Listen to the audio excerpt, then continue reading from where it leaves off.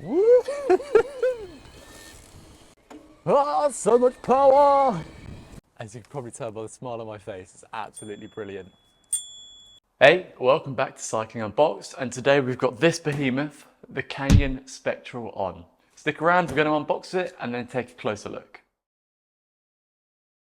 This thing really was a behemoth to get out. As you can see, this is the step through one. I also have an example of the normal top frame one as well.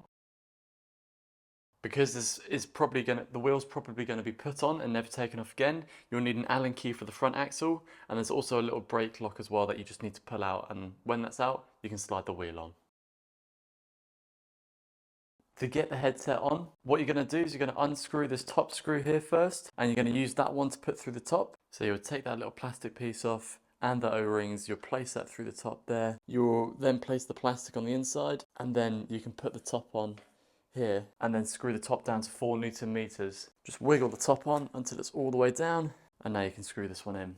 It's actually taking me a bit of back and forth, a little bit of wiggling, a little bit of screwing until this gets all the way down close to the frame there, so there's no more play. You can then make sure that your wheel is aligned. I've actually had to do quite a lot of revolutions of this, so it goes quite far down, and then you can finish it off with your torque wrench.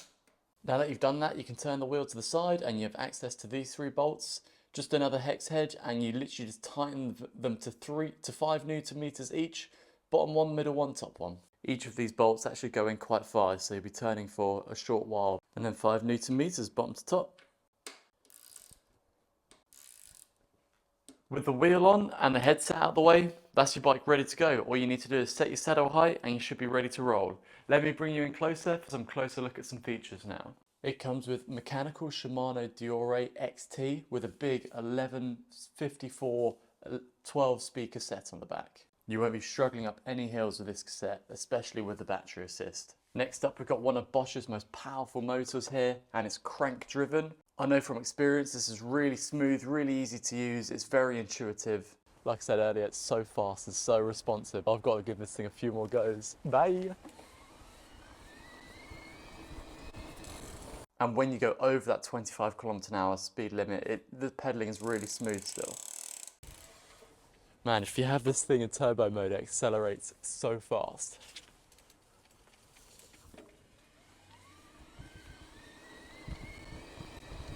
The battery itself is huge, so this one is 500 kilowatts and it's actually 650 kilowatts on the bigger models of the bike. On its lowest setting, that should get you about 100 kilometers of range, which is quite a lot for going around a city. As you can see, when you backpedal, it doesn't backpedal the whole cassette, it just backpedals at the crank. Now we come to this side. When you want to come to charging it, it's very simple. You just lift this flap here and plug in, and when you're done with charging, you can just push that plastic cap back on to keep it protected. If you want to take the battery out and charge it separately, or just have the battery out, you can then use one of the keys you're given. It unlocks here, it pops out, and then you just literally just lift the battery out. You do have these beefy old TR brakes on this bike because you do need them. Because like I said, you accelerate so fast and so quickly, but these brakes do stop you pretty fast. God, it's quick. You're almost instantly up to 25 kilometers an hour. Another feature that I really like is when the bike is on, you have these tail lights here that come up red and they just stay on the whole time that the bike's on, so you've always got lights. This does also include the front light here, which should give you lots of illumination, and you can change the angle of the headlight if you need as well. It also comes pre-installed with this nice meaty pannier rack here. This thing is not going anywhere, it's super sturdy. And then if you buy the baskets as well, they're really easy just to clip on and they sit on there. They're also super sturdy, super strong, and you'll be able to carry a lot with that. Another neat feature about this bike is that it actually comes with a kickstand here, so you can literally just pull that down and just leave your bike if you want to sit upright, not against rails.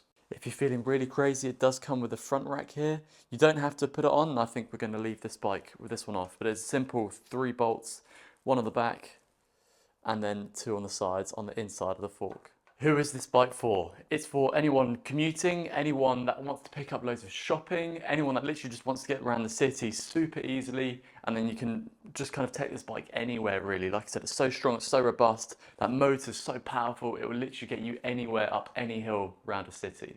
I do think it has a downside, and that downside is the weight of it. It is 23.5 kilos, this thing, so it's a really hefty bike.